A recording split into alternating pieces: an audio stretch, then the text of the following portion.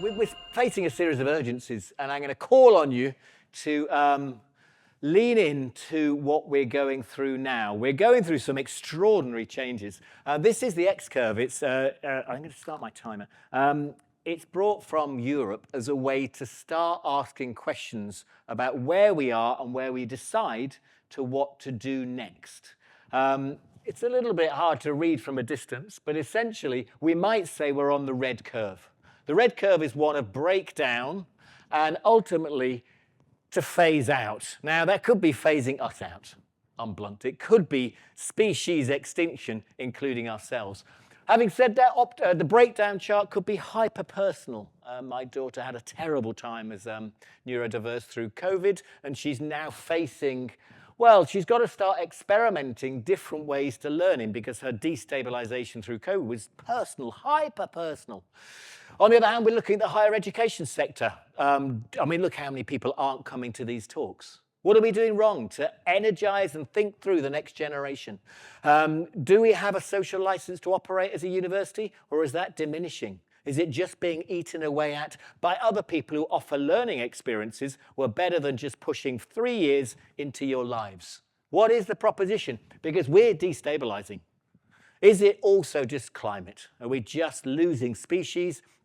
And we have to start thinking about that red curve and about what we're going to do on the black. So the message you'll find is we've got to experiment with other ways to do, to live, to be. This isn't going to work, folks, this thing that we've developed. Now, at the same time, in the same part of the same crisis is AI. How many of you are using ChatGPT, Midjourney, DALL-E? Every single one of you. My wife uses it as a counselor. It's quite amazing how we're all using it, not in dark ways, but just to help us get through, make do and get by. Shannon Valler, who's a scholar at Edinburgh, I spent 15 years at Edinburgh, she talks about what these things are, though. When AI systems replicate and expose, as they so often do, the powerful patterns of human exclusion, discrimination, and cruelty embedded in our own data. And she's talking about when biases pop up, when moments we find out that those LLMs are biased toward an American market, they were trained on the internet. You train anything on the internet, you're going to get sales speak, aren't you? You're just going to get sales speak. That's what they do on the internet. And when you train it on these things, discrimination, cruelty, in our own data emerges. We are not seeing, though, a machine spontaneously form racist or sexist or ableist intentions. We're seeing electronic ghosts of our own injustice and cruelty. The machines don't invent bias. We put it in there from our own content. All the documents that were ever written are in the system, and if they were biased when they were written 10 years ago, 5 years ago, they remain the hauntings of ourselves. We are not being oppressed by a new inhuman mechanical evil. We're being haunted by our own ghosts. Now, in the 50s, believe it or not, 75 years ago, Firth wrote this really interesting text. And I won't ask you to read it, but you can see there's a small urine stain around a part of it. Let me blow it up for you. What he says is, and I find this absolutely fascinating, this is what you perhaps need to, I think, as a contribution. You're all using ChatGPT. Let's figure out one way of understanding how it works.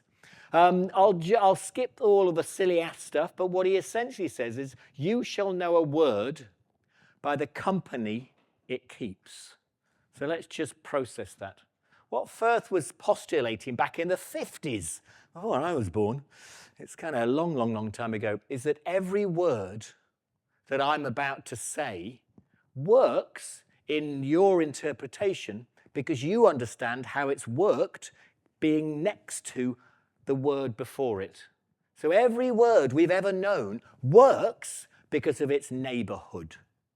And all LLM's done is find the vectors that correspond and connect one word, desk, with legs, with floor, with table, with materials. You don't often put desk next to rhinoceros. We just don't find that commonly. There will be instances, but we don't often find rhinoceros and desk together. So when we then ask ChatGPT, could you return some logic for me, or some poetry even? Of course, all it will do is play back how you and I have put words together in the past. That's all it does. So I was fascinated with this and worked with Xavier to try to make this explicit to the design students in Edinburgh. What we have here is a story, a ghost story, because Shannon, again, wants you to think about ghosts. That quote at the top here, the ghost is not simply a dead or missing person. Don't have to worry about it too much. What I'm doing is I'm asking ChatGPT to say, you must not repeat the word ghost. You mustn't. I'm working, I'm paying for you. And every time it comes up with ghost, spectre, apparition. And this time it'll come up with, let's have a look, phantom. So it's just looking for words that might replace it in the vector of life until suddenly it breaks and it snaps. It's thrown in apparition again.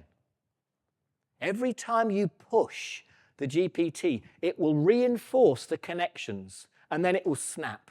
It will run out of ideas. It is not an idea machine. It is a pattern machine to look for relationships in models of words or sentences that we've put together in the past. It is a reflection of how we've only ever written, which is great. Honestly, don't get me wrong, it's amazing. It allows you to build reports. It allows you to make commonsensical sentences because we agree on the vectors around it. Few people are writing about rhinoceroses and tables, but that's okay because we're not often writing about that. But remember, we're on an X curve down. We're going to have to start experimenting. So it also then began to occur to me then, what else do we know by the company it keeps? If you take out the words, we know a word by the meaning of the company it keeps. What about everything else we ever do? And this is the world we live in now. Every shopping mall looks like a shopping mall because of the company it keeps. Every escalator looks like an escalator because of the company it keeps. The worrying trope is that every single field is starting to look like every other field that we understand it must look like. Don't trespass because this is a field. And we frame what field is. Is this what's going to happen through LLMs? So as I go through these little stories, we get into what we might describe as on country and away from the city. But as I move away from the city with these videos, I'm beginning to get worried that increasingly you and I are being trained to qualify and define what nature becomes. So that, sure, the field. Sure, field, it's a human-made construct. The meadow, arguably, is written as a human-made construct. Parkland, is this becoming all the Instagrams of all the parkland we ever took defines parkland? Now, who owns the Instagrams? Who owns the dominant source to be able to take pictures of these spaces?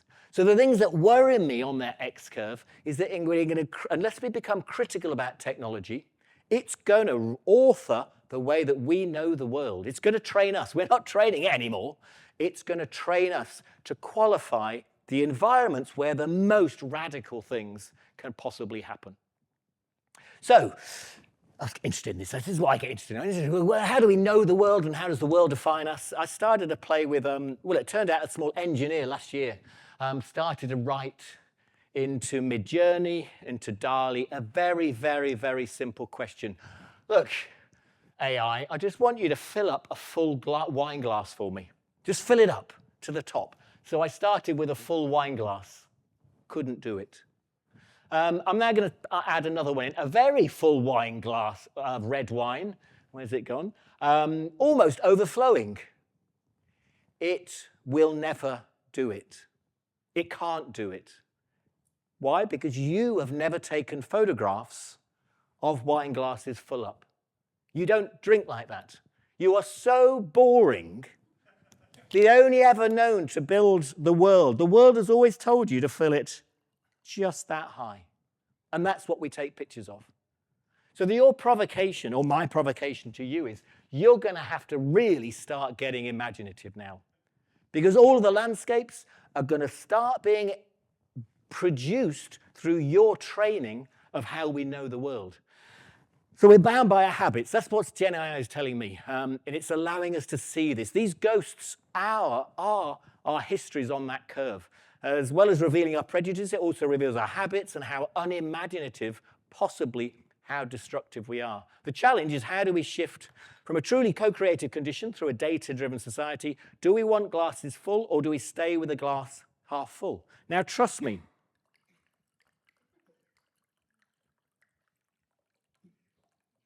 it's really hard to drink the glass. It's really hard. And I've spilt some already. AV says, don't bring wine or in the room. But what do you want to do? Do we just repeat what all the pictures of wine glasses have ever done, which is that high? Or do we begin to go on another journey? So, to conclude, what are you going to experiment with? You're going to have to let go. You really are. You're going to have to let go of what's beginning to happen, which is the commodification of us as cultures and us as environments. You're going to have to decide to suddenly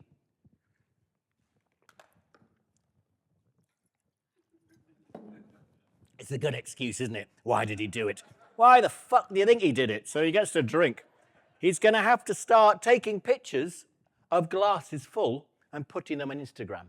We're going to have to start here. So your work now, whatever subject area, whatever line of industry and whatever you're training to begin, you've got to begin here. This is the work to be done. And this might get us to a different future. Thanks very much.